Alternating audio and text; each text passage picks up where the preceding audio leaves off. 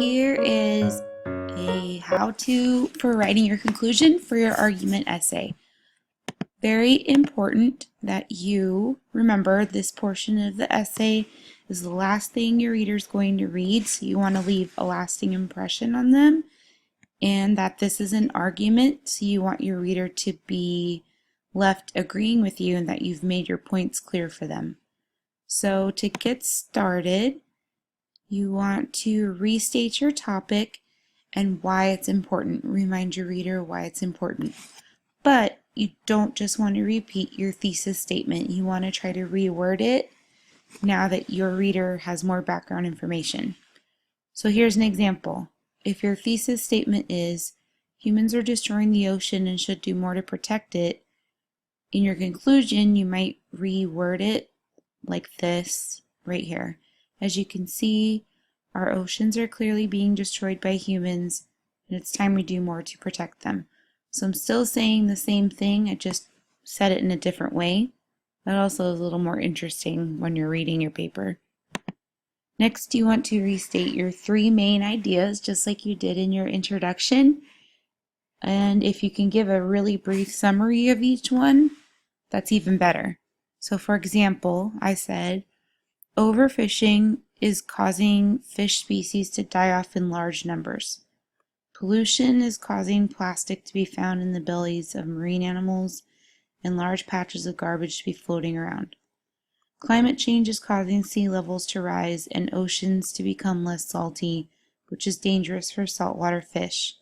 So I restated my three main ideas again: overfishing, pollution, climate change, and I added just a little extra info of what I said in my paragraphs about those three things, just to kind of wrap it all up. To close your essay, since it's an argument, you kind of want to give your reader a suggestion of how to solve the problem.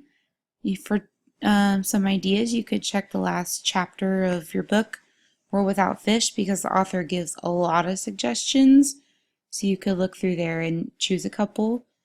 You could also mention the bad things that'll happen if your reader doesn't start making a change.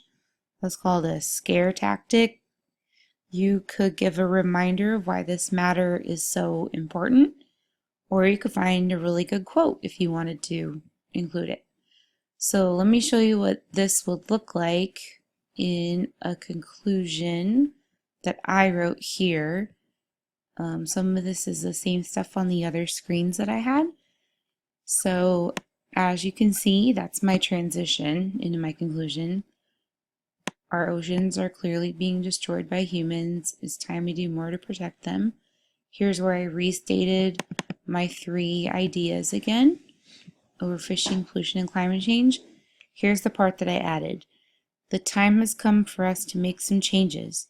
For starters, avoid using plastic grocery bags or plastic water bottles that might end up in the ocean, and buy reusable ones instead. So this is my example of this call to action, how to solve the problem, that I found from the last chapter of the book. So I didn't just give what not to do, I said why as well. I said also, when you're buying fish at the grocery store, check to make sure they aren't on the watch list of overfished species. So the more suggestions you give, the stronger your argument will be. So I chose those two because I thought it fit with overfishing and pollution especially. So take a look at the last chapter, World Without Fish, for your ideas if you want to include those in your kind of last sentences of your conclusion. And then I just ended it with like one last little sentence to let my reader know that I was done talking now. The future of the ocean and all marine life is in our hands. This might be where you want to include maybe one last quote from the author if you can't think of anything to say on your own. Okie dokie, that's it. You can do it. See you later.